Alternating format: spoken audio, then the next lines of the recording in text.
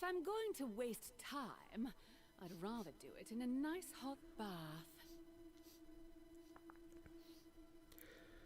Hello everyone, the stream should be going live now, hopefully.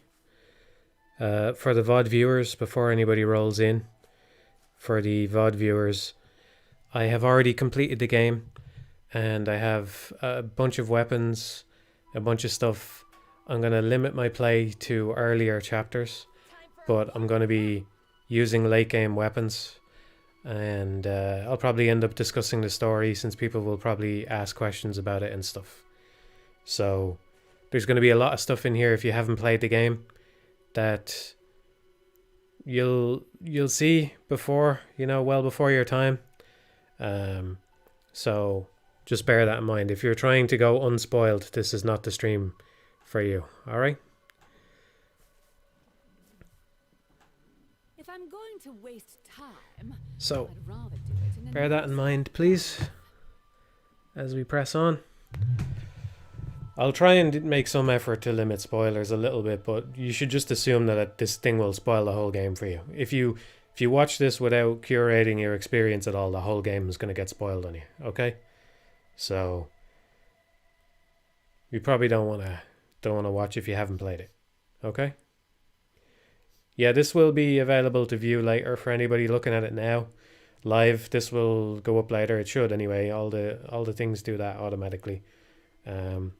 So it should be available later. So if you don't want to spoil it, you can watch this video later or something. Is it worth playing? Yeah, I think so. Yeah. Yeah, it's good. It's worth. The creativity on display is what wows me about it. There are things about it that I don't like, but I think it's a very creative game, and I love seeing how crazy and wacky it gets and stuff. And I think that games like this don't come along very often, so especially not at this kind of budget level. So yeah, so if you're on the fence about it, I would give you a little push, but just be aware that there might be things in here that you don't like as well. Okay, I'm going to play it now, and you will see stuff like weapons, like this weapon here, and another weapon.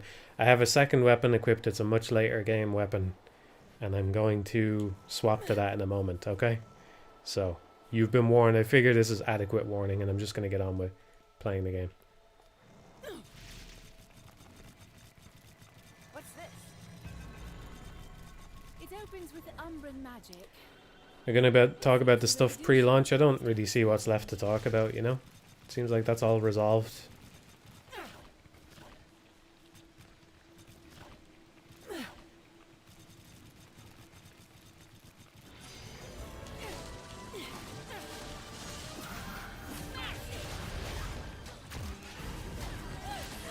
I have very late game demons as well that you might not want to see. I'm telling you, I'm just playing this game like I do with Bayo 1 or 2, where I just use whatever, right? So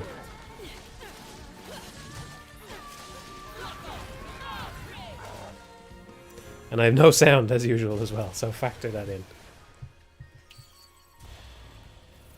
I've got a cup of tea here because I'm quite tired. I'm trying to keep myself awake. I'll probably make this quite short. I'm just keeping the Halloween stream alive. Keeping the tradition alive. I need a bit of tea to do so because I'm quite tired. Yeah, the music and the lead into the Phantom scene is great. It's just a straight rip-off of the music from DMC1.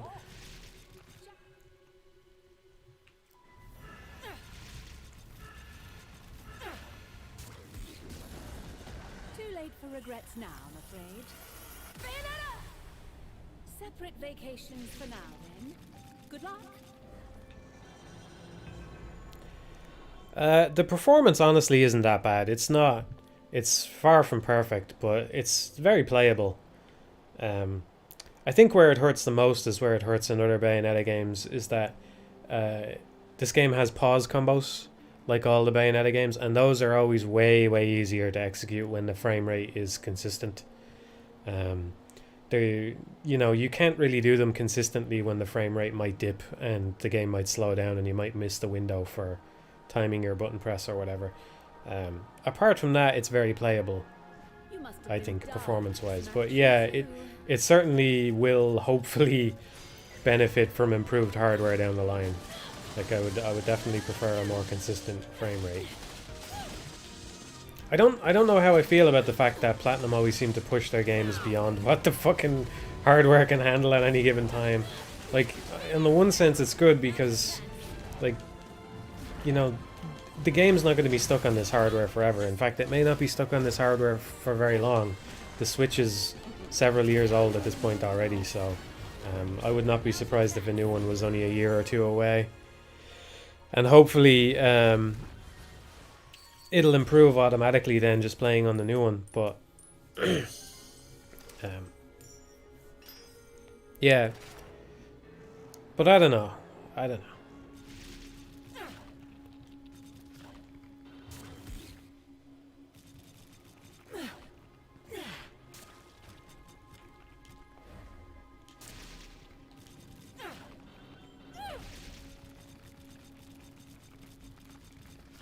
I do not think that there's going to be a PC port. It's funded by Nintendo, so I wouldn't count on that ever happening. But I think a new Switch might work. The way PS4 games are boosted on the PS5 is pretty impressive, and I hope that the new Switch works the same way. They might, like, unfortunately, you might, if you want to have backwards compatibility be perfect, it kind of makes sense to limit the emulation or whatever you want to call it of the old system, in case the developers used any kind of timing tricks or anything.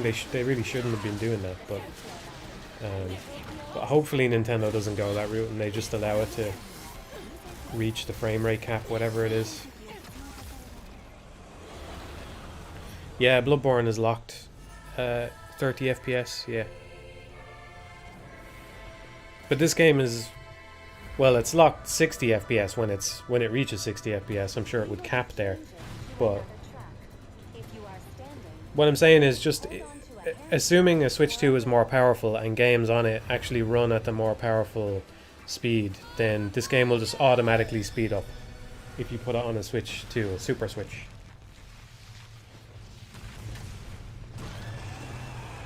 But Nintendo might want to make sure that the backwards compatibility is good, so they might limit the way that games run so that they run exactly the way they did on a Switch. Does that make sense? Hopefully it does. I haven't gotten a good rank on this part yet. Well, I maybe got platinum on it. I haven't pure platinum yet. This little Gamora section. I've gone through the levels. I've got all the Umbran tiers and stuff like that. Yeah, happy Halloween, everybody.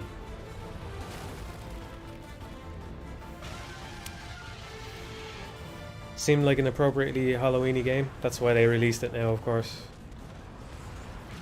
I wonder if it was ready, you know, a couple of months ago or something, or how that works. Like, clearly they picked Halloween as a good time to release this game. It makes sense. I'm curious if that means, like, does the developer get more time to work on it, or does it just get shelved, or what? What's the story there? Maybe it just worked out that way, but I imagine it was like, yeah, let's get this as close to Halloween as we can, you know? So I felt like I should honor that and stream this one, even though it's a new game. It's not usual for me. Probably going to take damage here because I don't remember this bit. Oh, right. This is very like the Wonderful 101. There's a scene in the Wonderful 101 that's very much like that.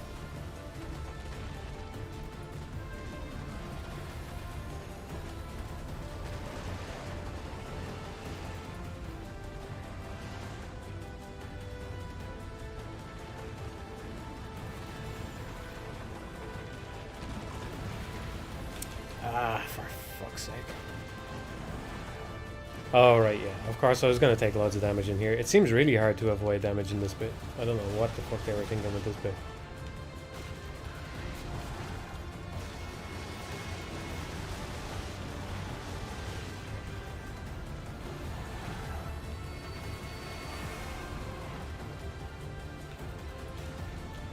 I do have one thing to say about all that controversy with the voice actress. Unleash it. I'm sorry, I'm just drinking my tea before it goes cold. I think she inadvertently did them a big favor, because even without any kind of pay dispute or whatever, people dwell on voice actor changes for a long time, you know? Even though I do think, what's her name, Jennifer Hale, her voice is noticeably different, but it's not so far off that it's bad or anything like that, or terrible, you know, like, it's different. And I do think I would have preferred having the original Bayo back, just to not have that incongruity, you know? But, yeah, like, people dwell on that stuff, but now nobody's going to dwell on it. Like, if she had just said nothing, if she had said nothing at all, for years, people would have been going, why wasn't Helena in the game? Why wasn't she in the game? You know, they would have, what happened there? What happened? You know, they would have been like, did Platinum fuck up? Why did they not care about getting her back? Why don't they care about Bayonetta? Blah, blah, blah, you know. So, I think by speaking up, she did them a big favor. Which is, you know, it really backfired, I think.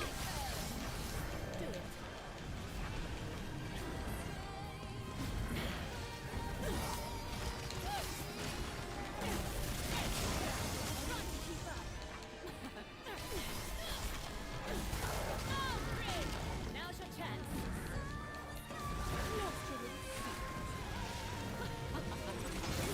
You've been naughty. Don't make us wait.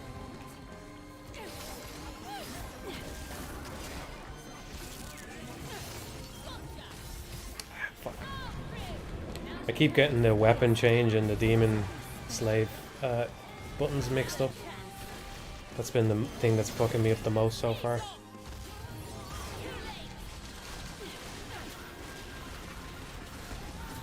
Like right when I was doing the first playthrough, I didn't swap weapons anywhere near as much as I wanted to, just because the input was confusing me. Fuck.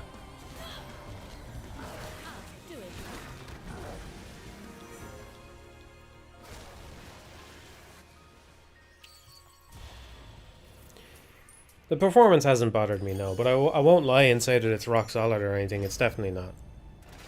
But it hasn't really bothered me. It will feel better when it's consistent, no doubt. And pause combos will be a lot easier to do whenever it's consistent. Yeah, it does. The worst frame drops tend to be when, like, well, I don't know. You do get some pretty bad frame drops when you introduce the demons into the mix, you know? And sometimes it can be crucial, like you can be under attack when that happens. I don't want to do this bit, so I'm just going to leave. Already done nothing. I think there's an angel encounter up here.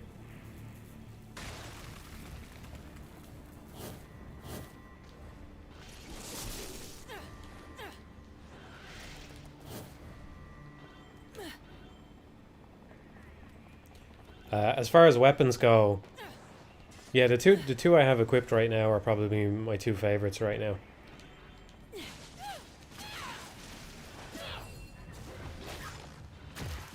I'm actually not a big fan of the like, maybe I just need to spend more time with it, but right now I'm not a big fan of the default guns, just because the attack strings on them are a little bit weird. I think Bayonetta 2 kind of suffered from this as well, where Scarborough Fair had such a great set of attack strings that felt like they made sense for everything that you did, but they didn't just want to repeat them.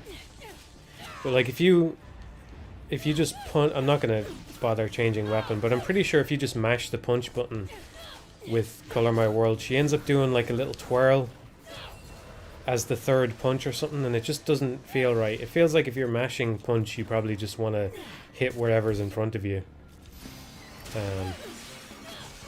But she ends up twirling, and if you hold that, she'll shoot all over the arena and stuff, instead of picking a target.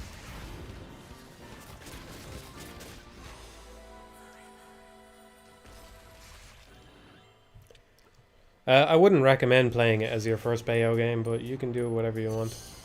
I don't know why people do that kind of stuff though. Like, I'm probably guilty of it at some point, but if you have the ability to play Bayo 3, it's on the Switch. Switch is the only console that's on. Bayo 1 and 2 are on the Switch as well. So why not just start with Bayo 1, you know? It's a good game. Like, it's not like Bayo 3 is the only good Bayonetta game or something. You know, even 2 is good as well. Like, I don't think it's as good as 1, but it's a good game. You know? Play it. It's good.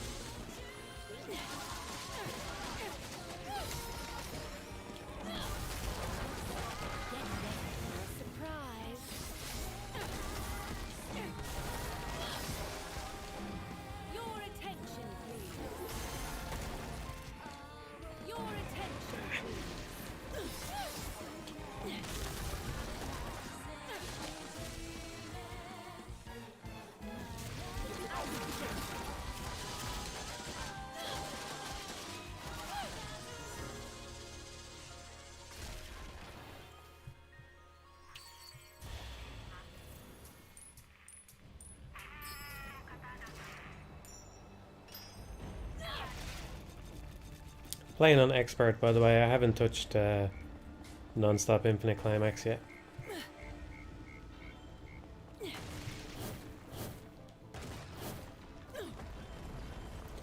Well, I've been using it for a while now, so I'll just say I fucking love this weapon. It's actually not the most useful weapon. Like, it's not the strongest by any means, but it's just so fun. I just love the animations on it and stuff.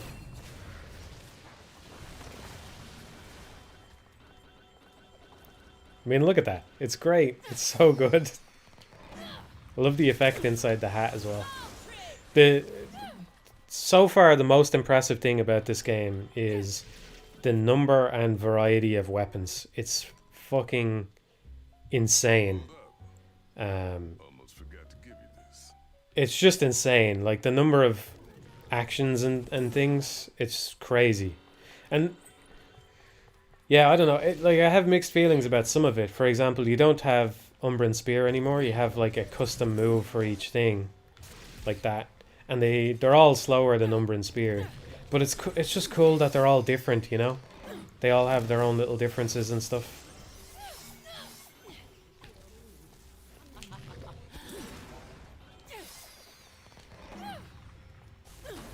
So it's not very useful, and I can't really do very much with it.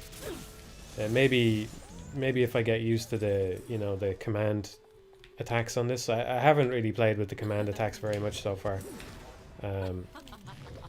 Maybe there's more utility in here than I think, but I just love the style of it, and I love the fucking animations and everything. It's great. It's really great.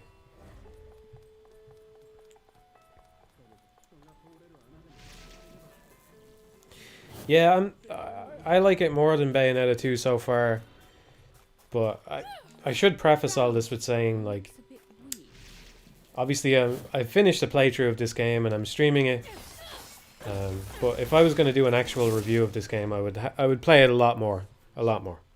So I have to be open to the idea that my opinion on it will flip. There's things about it that I don't like, and there's even some things about it that I don't like that Bayonetta 2 did better. Like, I think the enemy attack animations were generally better in Bayonetta 2. And like that, this enemy here is prime example of something that bugs me. So let me just show this. this there's like a few little problems with the combat that weren't in Bayo 2. Like enemies attacking from off screen. I don't think they did that in Bayo 2. They definitely don't do it in Bayo 1. Although it can kind of seem like they do sometimes. Well, first of all, let me say there's some exceptions, like the trumpeter, he can shoot from off screen. But what is it I'm trying to say here? But yeah, I think in Bayo 2 enemies only attacked when they were on screen. But this animation for when it shoots, I don't like it, and I think there's a bunch of different attacks in the game that are kind of similar when you break them down. The problem is that what happens here is it points a laser at you, and then the laser flashes an arbitrary number of times, and then it fires. It looks like it's about 4 times. So what happens here is the people making it, they go, okay, well, it's consistent every time. You know, there's 4 flashes, and then there's, you know, 250 milliseconds, and then the shot happens. So if you just wait for 4 flashes and dodge, you know, a quarter of a second later, then you'll make it every time. It's perfectly consistent. I wouldn't say it's unfair. It's definitely not unfair. It's very fair, right? Because it's perfectly consistent every time. As soon as it starts blinking, you have exactly the same amount of time to dodge. The problem is just that I don't want to learn this arbitrary thing of, okay, it flashes 4 times and then it goes. And if you compare it to the Wonderful 101, in the Wonderful 101, it might be every single ranged attack, but it might not be. But it's certainly most of them have a concentric ring set up where there's a ring, an inner ring, and an outer ring, and the outer ring comes in and it hits the inner ring, and then bang, it's done.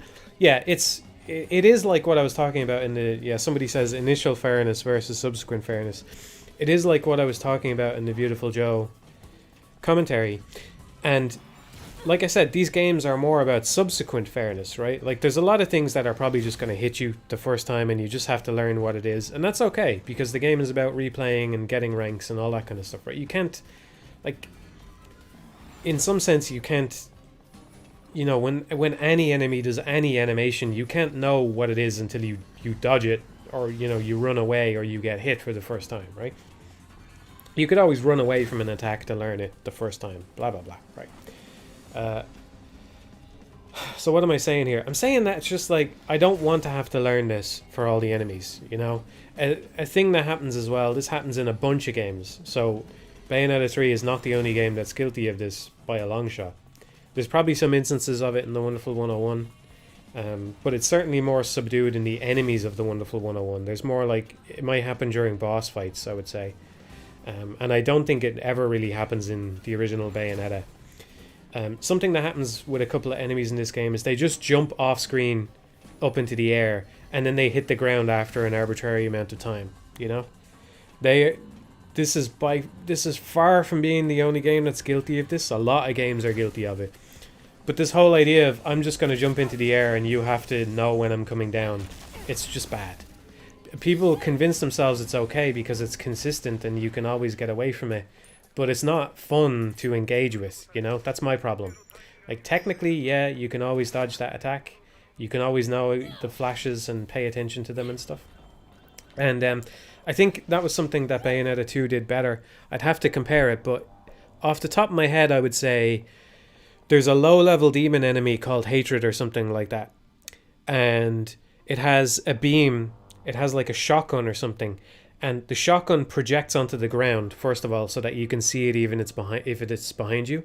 And I think it kind of does an example of what the Wonderful 101 does with the concentric ring, except it happens with, there's lines on the outside of the laser and they close in and hit the middle, and that's when the shot happens. And even if you've put the game down for 6 months, when you pick it up again, you know, okay, the laser will fire on the exact frame that thing hits the center of the sprite, or whatever it is, you know? So there's that. That's just like, there's a couple of little problems that bug me about the combat like that. But what I would say, I should have started off with this, but what I want to say is, like, if you've been following me on the development stuff that I've done so far, just recently I put out that action editor thing, right? It's the most recent video on this channel. It's just called Action Editor. Okay, someone's confirmed there for me. It's a line that closes in.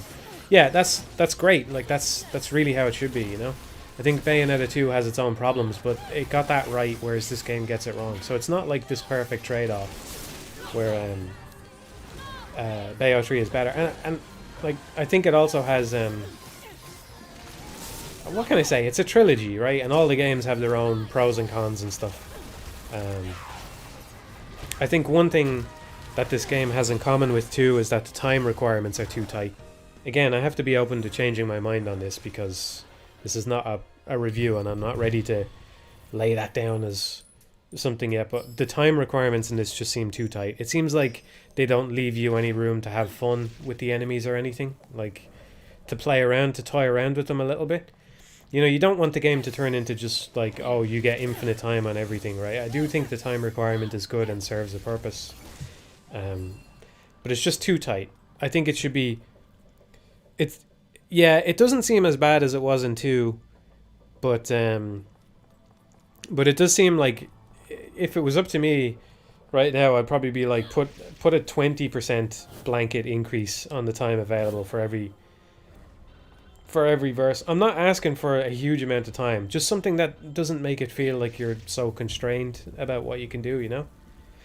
I think Bayonetta 1, it got it more right than wrong. Like in Bayonetta 1, the time requirements are arguably too lenient. And I think one reason that they're more lenient in 1 is because the torture attacks have such variable amounts of time on them, which was something that they shortened, they tightened that up into, and I think that's one reason why they tightened the time requirements. And there's the torture attacks in this are basically instant, which is another reason why they would want to tighten up the time requirements, right?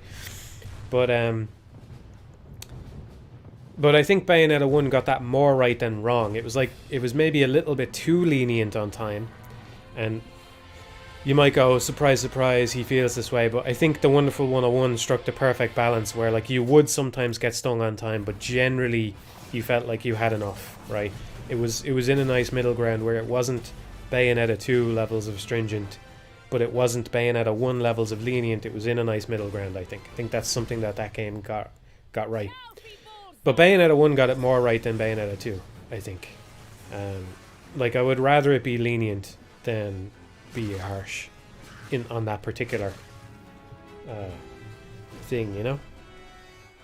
But yeah, what I was going to say was the latest video on this channel, the action editor, and some of the stuff I've been talking about the state machine and all that kind of stuff.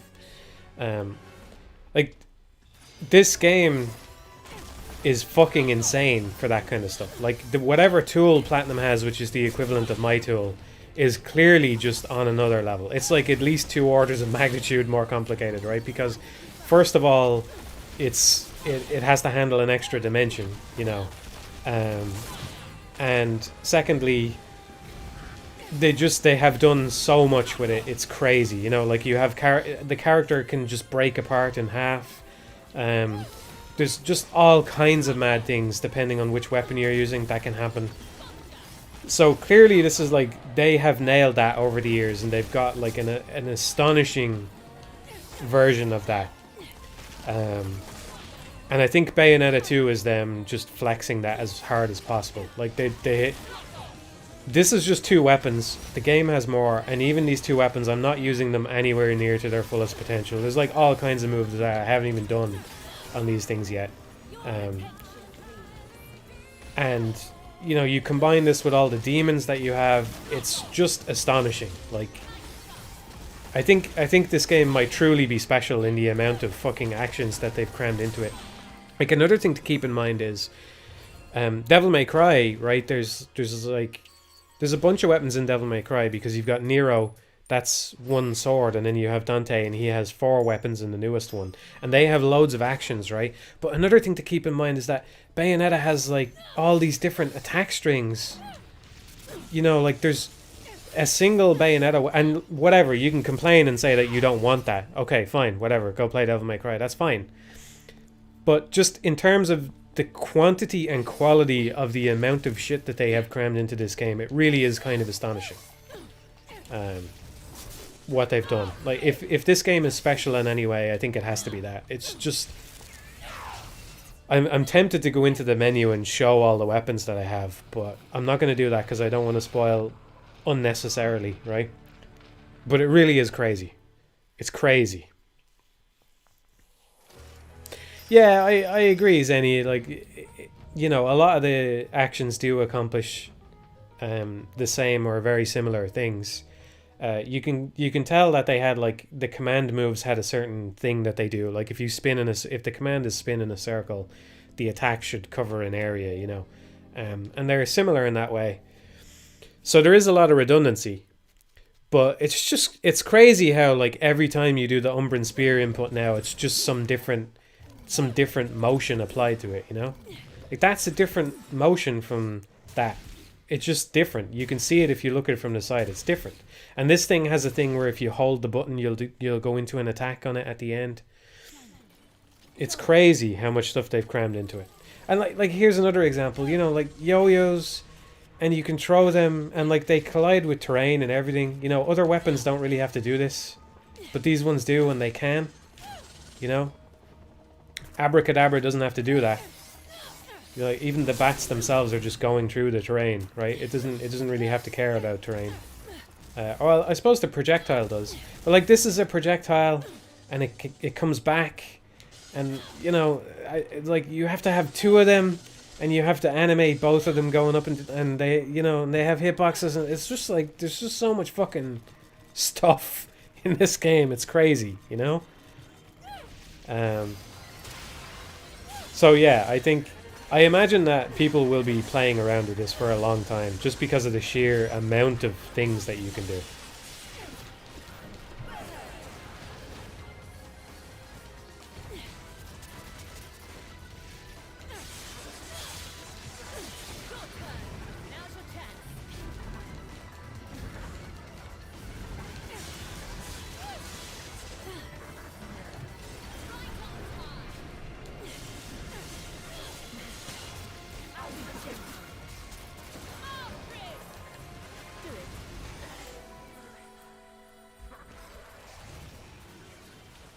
Yeah, like, and as if that wasn't enough, right? As if just having the sheer number of weapons wasn't enough. The personality of everything, you know, like when you take this out, and look at this. She's got like, I thought she was twirling the cane earlier when I was walking or something. Well, check this out. Look, you do. I don't know how many things the supplies do, but right, if you do like regular attacks, fine. But for some reason, if you do 3 punches, she does a little yo-yo thing at the end, you know? It's just great. Oh yeah, the lock-on button. Yeah, look at that. If you're holding the lock-on button, look at that. Look how cool that is. Like, it would have been enough to just get all these weapons in the game, but to then put all personality into them as well, you know? It's really cool. So I think it's cool. I think it's a cool game.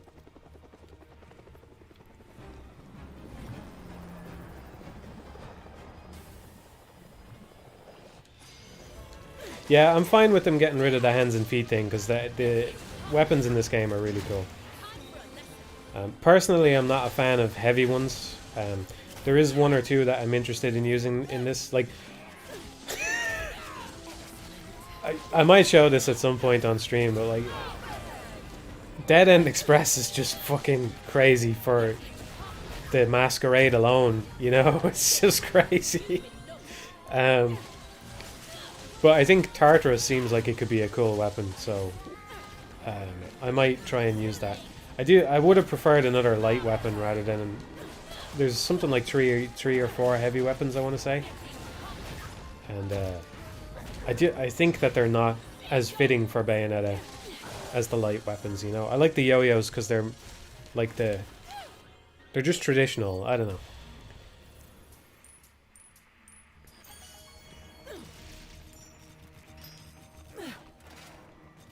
Yeah, the fans are cool as well, yeah. They seem pretty weak, though. They seem pretty weak. I don't know. Like, they're good. Yeah, they hit fast and they're good. Like, the shot on it is good. The shot on it is very good. But I don't know, it seems like It seems like I'm always losing on the time requirement when I use them. That's a bit much. That water tank looks useful. Don't think I'll be getting close though. Do it.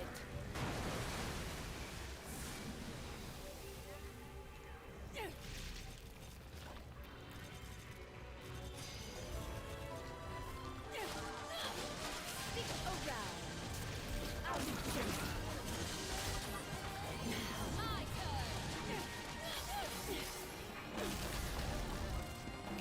Your attention.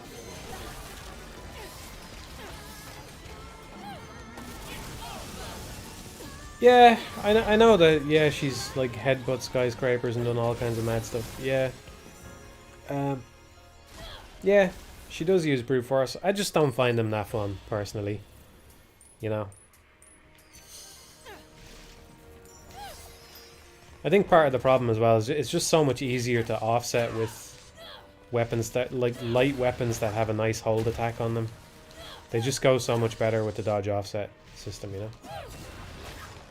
I absolutely love that wink attack from Phantom. It's great.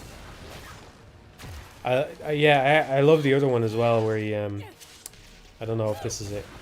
No, there's one where he swings down twice. It's great.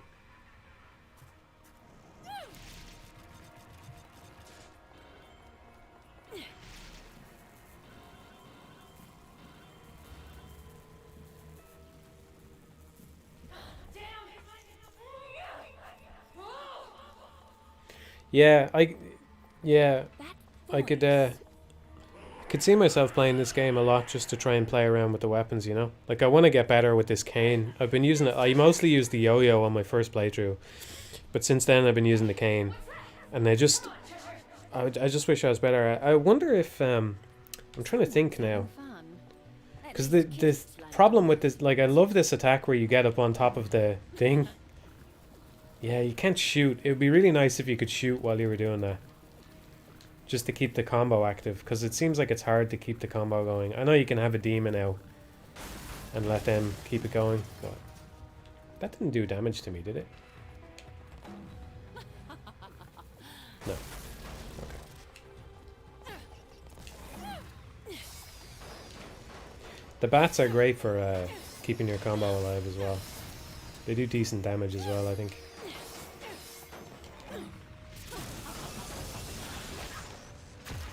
I think personally the biggest downside for this weapon is just that the masquerade attacks are kind of a clusterfuck. It's hard to know what's happening when she splits in half.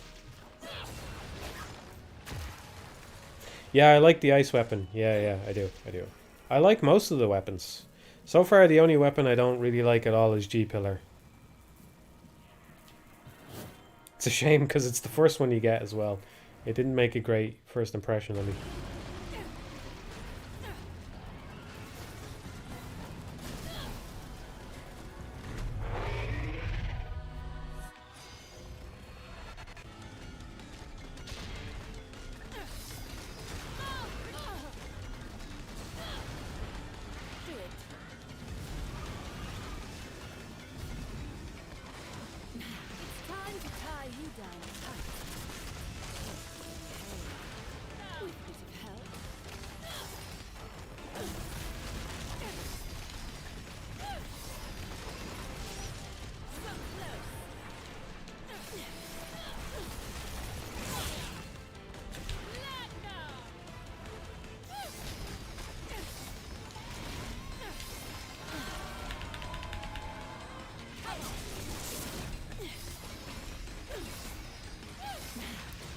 Oh yeah, by the way, for anybody who's confused, there's, if you see the way the scoreboard is gold right now. I don't know if I've worked out all the nuances to this, but the improvisation thing kicks in. Well, maybe if you don't want to know, you might want to plug up your ears for a second if you want to figure it out yourself. But the improvisation thing kicks in when you do several sources of damage to the enemy. I think maybe you have to do every source of damage you have available. And by that I mean there's different... Basically there's punches, kicks, masquerade attacks, shots, and demon attacks. 5 different kinds of attacks. There might be more, but those are the 5 that I, you know, I haven't studied the scoreboard or anything, but just noticing while I'm trying to play. And I'm pretty sure if you do 4 or maybe all 5, that's when it turns to improvisation, and you get about a 10% score boost as long as the improvisation lasts. I don't know what makes it go away. It seems like sometimes it has gone away, and other times it's just stuck around as long as I've kept the combo active. So I'm not sure if it can go away by itself, like if you have to keep the variety up. But yeah, you get more points when you use everything at your disposal. You use the demons. Okay, I don't think I was supposed to skip that part like that, but whatever.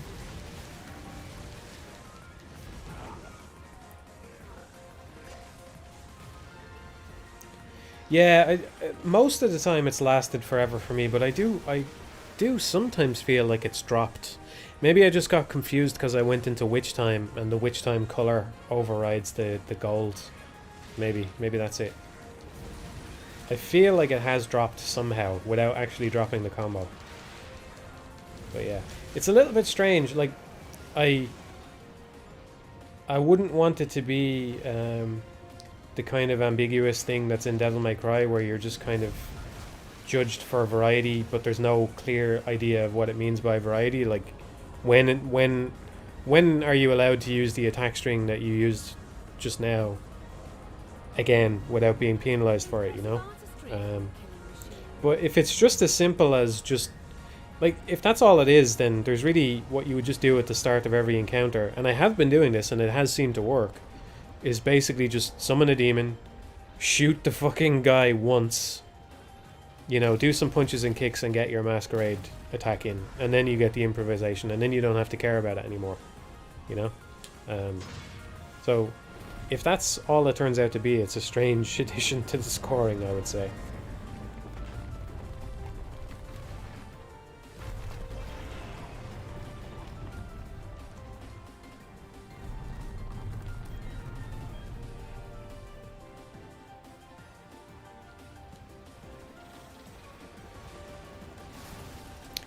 Yeah, I like it. I like it a lot overall.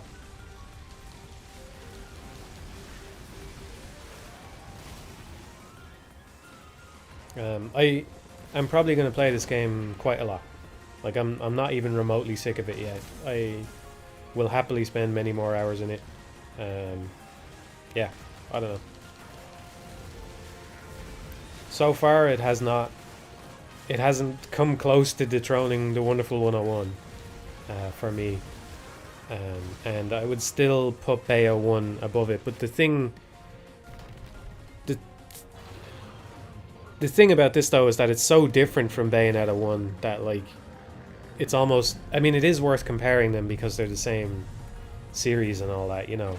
You can definitely compare them. And I think if somebody's disappointed by all the demon stuff, I think they have a right to be, you know. If they just wanted more Bayonetta, I can understand that point of view. But for me, Bayonetta 1 is just already so perfect at what it is that it's just like, you might as well just go in another direction. Or you might as well just expand on it in a way that feels thematically appropriate, even if it changes the gameplay a lot, you know? It's exactly what they did here. You can't call it a safe sequel. And it's, at times, it's just batshit crazy, and I love how fucking crazy it gets sometimes. It's very creative, crazy game, you know? Just... it just, yeah, I don't know. So, like, you feel like sometimes they were sitting around and somebody came out with some, like, they were pitching ideas, and just whatever idea got the biggest laugh was the one that made it into the game, you know? It's pretty crazy. Oh, I got a pure platinum there. Cool. Oh, I'm well on the way to pure platinuming this chapter now.